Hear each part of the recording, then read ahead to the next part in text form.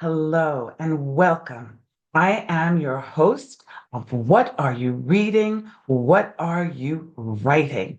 Author Karen E. Osborne. I have five novels out. The latest is Justice for Emerson. I am so glad that you're here. This is a space for readers and writers to come together and talk about books. I always love it when I get to interview friends, and that's the case today. I meet people through this show, which is so fun, but it's so nice to already know the author and to have the author come and visit us today. So I want you to meet V.A. Murphy. Hey, Vince. Hi, Karen. How are you? I am great, and I'm so glad we can do this. Vince is Yeah, not same. home, he's on the road, but he Yeah. took time out from his work so he could talk to you. So we're really grateful. We're glad that you did this. So I was doing, because when you know somebody, you don't really necessarily, it depends on how you know them. You don't know everything about them. So I went to look at Vince's author page and look at his bio. And I loved his bio. So I'm just going to read you a little snippet of it because he starts off, thank goodness for my parents' wisdom and level-headedness. They insisted that I focus on my education and securing a solid, progressive career. I achieved that, spending several decades navigating the business world. Otherwise, I would have been a starving artist because that has perpetually been my true spirit. So that's what we want to talk about, your true spirit. Yes, yes, Yeah. So let's start with your writing journey. Um, yes. You say that writing and music have always been a passion. Tell us a little bit about how that's shown up and Okay, well, I've been a saxophone player since I was 8. mm, So music started very early in my life, and I had family members that sang and played piano, etc. The writing piece came in actually in 12th grade English composition. So I had a taskmaster of an English teacher, and during the course of that class, I began to sense that something was in there, that I had a knack for putting words together and enjoyed it from an emotional standpoint and from an intellectual standpoint.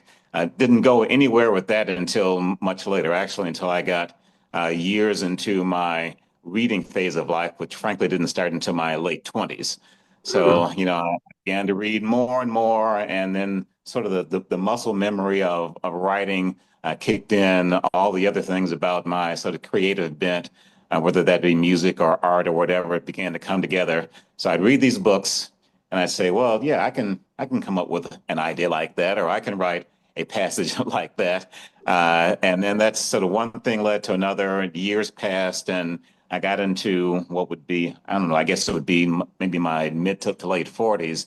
And I crossed some kind of threshold where I said, I'm going to take a shot at writing a book. And it was as simple as that, and that led to the first one. So there have been two very interesting, fascinating experiences actually writing through and working through a creative novel.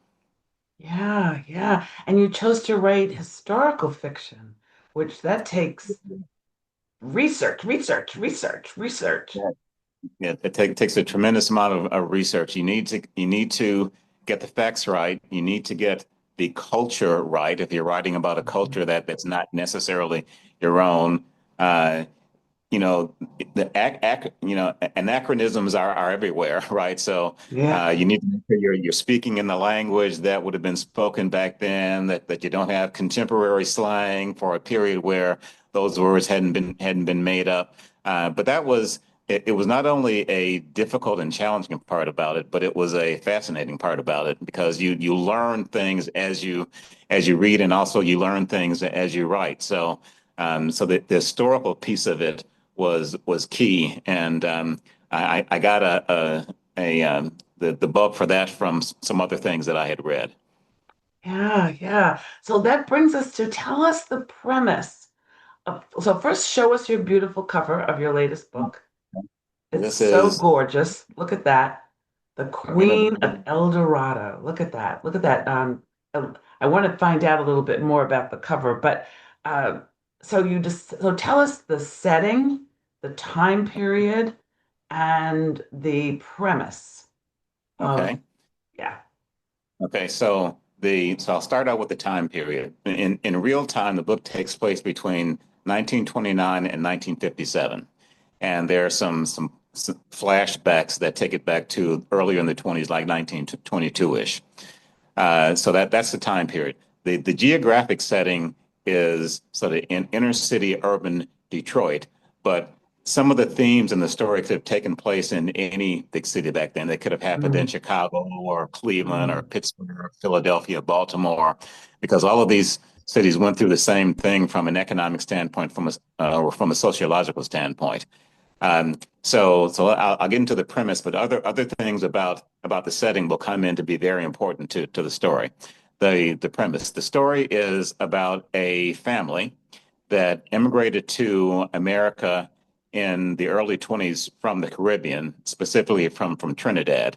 And as you know, hundreds of thousands of families a year were doing something similar in the early 1900s, immigrating to mm, America for a better life, et cetera. And this is one of the families that did that. There are three generations of them. The youngest member of that family was a young girl named Suzette Baptiste. And so she's the focal point and the protagonist of the story. Suzette was a studious young girl. She had dreams of a career connected with her passion for physics and mathematics. But what mm. she came to learn over her young life to date was that a career for a young lady in the sciences was a very difficult thing to break into, and not only because of the gender issues that were going on at the time and were going on for many years after that, uh, but because it was even more difficult for a young lady of color or for anyone of color to get into a career like that. On top of the fact that she happened to graduate from high school the year of the stock market crash in 1929 and the launch of the Great Depression. So Mm. that's another very key part of the setting. As it happens, she was also something of a music prodigy. So sort of reflecting my life, she was a saxophone player. She sort of stumbled into playing the saxophone of all things, which would be unusual for a young girl back then. And she was very good at it. And she decided that if she couldn't make a career in the sciences, that she was going to be, of all things, a jazz saxophonist, which was a wild idea for someone like that at the time. Complicating this was the other things that were part of what were going on socially and culturally at the time. So think about this time in American history. When you talk about the late 20s to the late 40s going to the 50s, you're coming out of World War One. You have the stock market crash. You have the launch of the Great Depression. You have prohibition, which then Mhm. spurned this giant liquor bootlegging industry. You had the rise of the numbers racket, which itself gave rise to loan sharking. You had the proliferation of prostitution rings, and all of those things touched, and in many cases actually took place in clubs and cabarets, which is where jazz was performed. Yes, and So, where Suzette found herself. yeah, so this is the world that she launched herself into with sharks swimming all around her, those sharks being men who were seeking to exploit her aspirations and her talent. Wow. Yeah, yeah. So tell me what you love about Suzette. I mean, besides being so smart and Mhm. courageous, what else do you Yes. love about her? I love that she is what I'll call an emotional chameleon.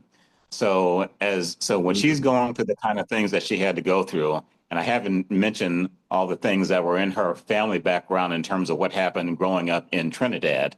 But so as she's had to navigate all these things and the complications and the tragedies, because there were many, that happened to her along the way, she's had to deal with these in a way that did not sort of destroy her life, but made her take pivots in her life to do things that were best for her, best for some other characters, which I won't get into because I don't want to give away the story. But she was able to change what she was just enough that she didn't lose herself, but she was able to adopt and adapt so that she could be successful and even survive these things that were going on at the time. Yeah. Wow. Yeah, I really like that, and that was part of the sort of the emotional drive of writing that character for me. Yeah, that's powerful. Such an interesting, like you said, it's such an interesting time in our history as well. My own historical novel, True Grace, takes place in the 20s with an immigrant Okay. woman from the Caribbean. Okay. It wasn't easy for Black women, mixed race women, to navigate, and it was a time that immigration was as immigrants were like people were down on immigrants very much like Yes. we Yes. are now. So Suzette had that to deal with as well. Yes. So while you were researching and writing, discovering, what was the most, was there a moment during that journey that you found particularly powerful or joyful or surprising? Yeah, yes, there was, and I'll be succinct because I could talk 20 minutes alone on how the story became the story that it was because it started out to be sort of a very different story.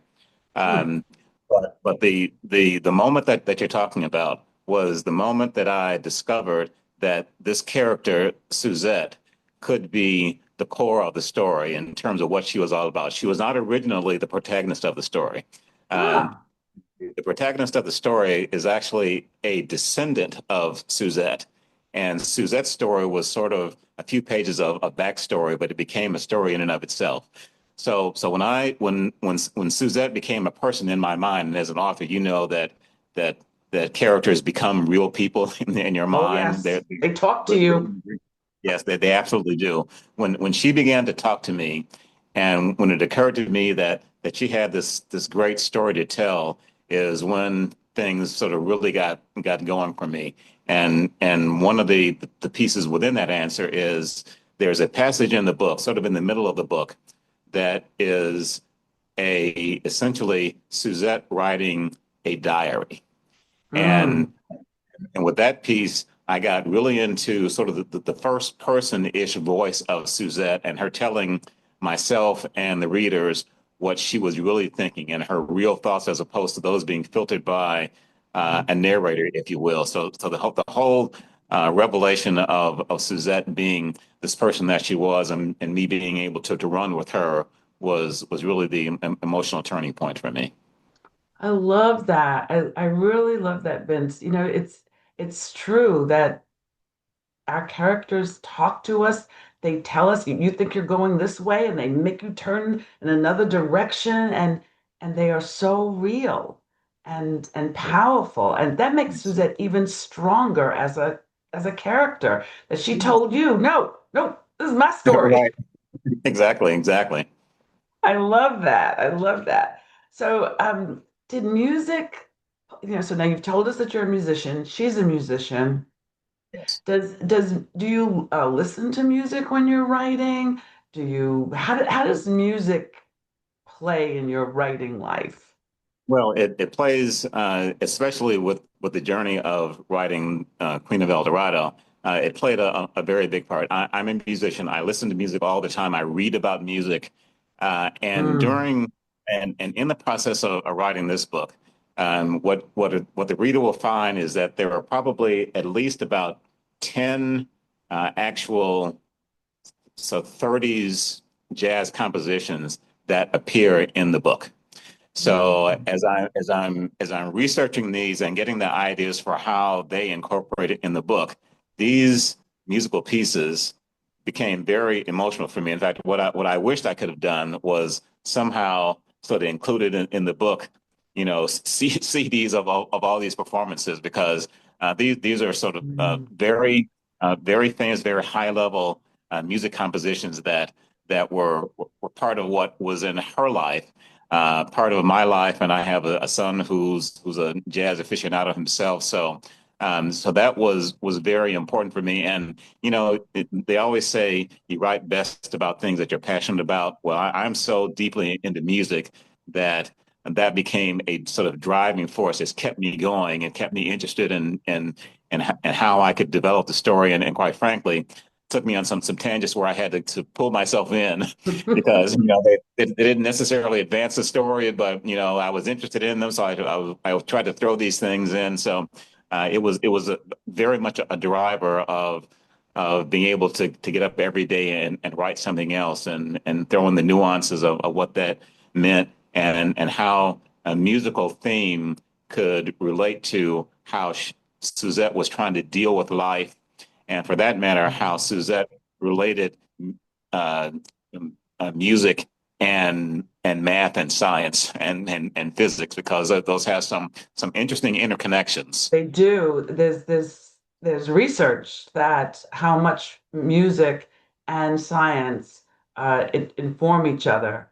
It's a Yes, very yeah, especially physics, for example, yes. and music. Music is so important to every aspect of our life, though. Every aspect of our lives.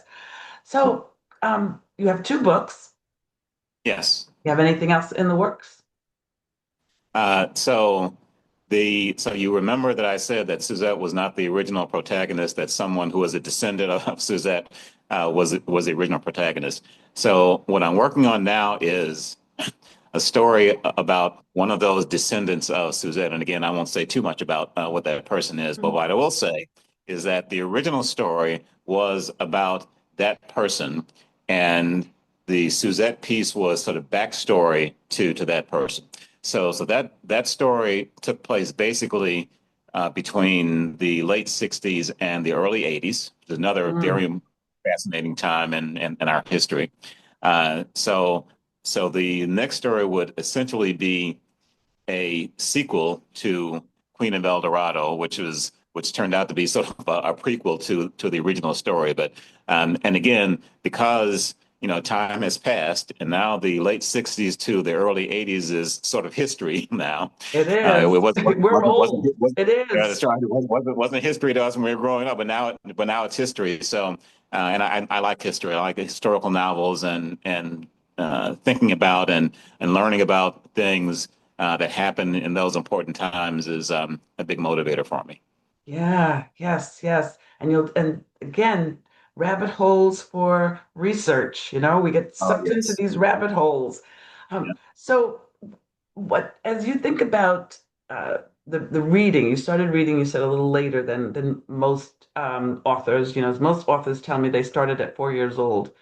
Right. But as Exactly. you think about the books that you've read earlier in your life, was there an author or a book that had a really big, big impact on who you've become as a writer?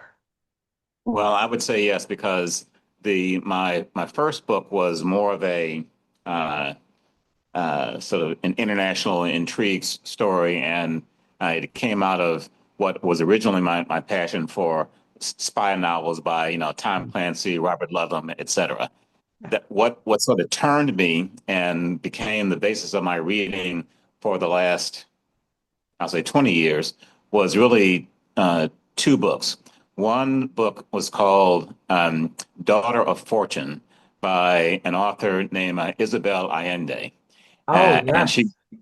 oh yes, and the daughter of, so her character development and her detail about what was going on in South America at the time and the connection between people in South America and people in England, and how folks from South America then went up to the U.S. during the California Gold Rush. How she crafted all that, and her that was based on a young, very dynamic female character as well. That sort of got me into historical novels. That's sort of what launched me into the next, I don't know, maybe 50 books that I read. So I was really impressed by that. But there was another one by James McBride called the Mm, Good Lord Bird, mm. which also was very impactful for me because just the way he developed the protagonist for that story and his a characterization of John Brown and the dynamic between those two people.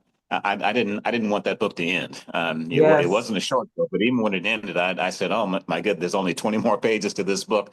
So I was very impacted by that. So those two books had a lot to do with not only my general reading, but how I was trying to work through uh, hoping to get even 50% as good as they were at developing the characters from a historical context for this book, Queen of El Dorado. Yeah, two amazing authors, two amazing authors.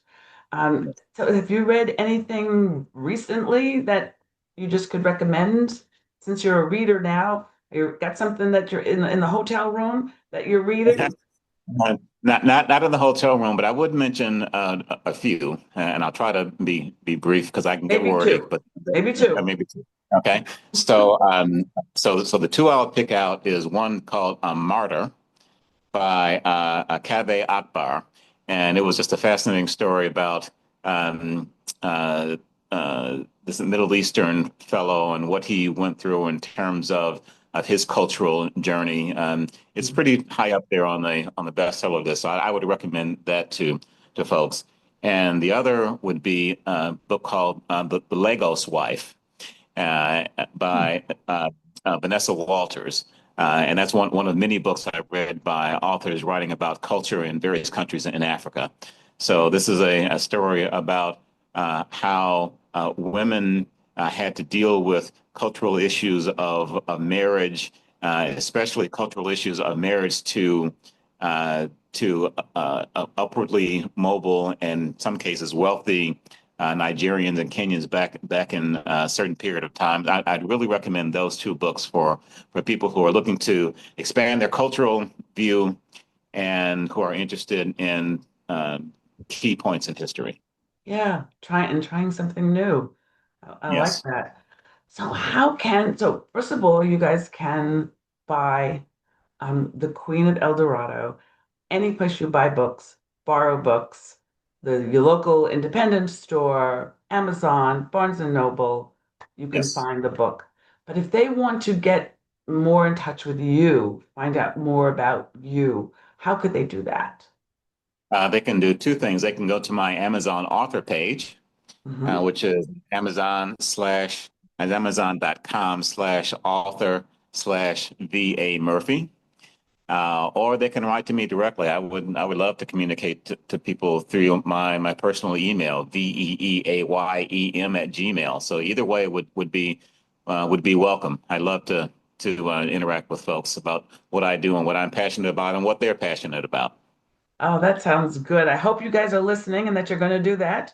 And I hope that you will read The Queen of El Dorado and that you will write a review because reviews are so important to us as writers. You're giving a gift to a writer that you enjoy by taking time to write a review. And so we thank you in advance for doing that. And when you do get in touch with Vince, please tell him that you met him on What Are You Reading? What Are You Writing? I'll see you all next week. Thank you so much for watching. Bye, everybody.